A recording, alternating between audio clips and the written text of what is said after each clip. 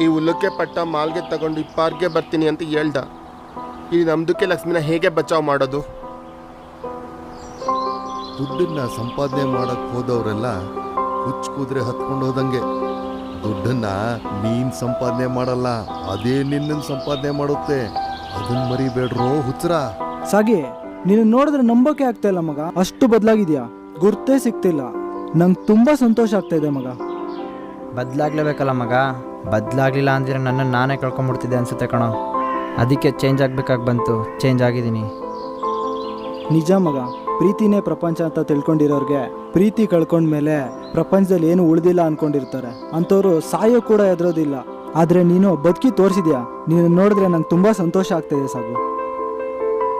ಎಷ್ಟೋ ಮರಿಬೇಕು ಅಂತ ಮರ್ತ್ಕೊಂಡು ಬದುಕ್ತಿದ್ದೀನಿ. ಆದರೆ ಈ ನೆನಪು ಅನ್ನೋದು ನೆರಳಿನ ಥರ ಕಾಡ್ತಾನೆ ಇದೆ. ಮರೆಯೋದಷ್ಟು ಸುಲಭ ಅಲ್ಲ ಮಗ.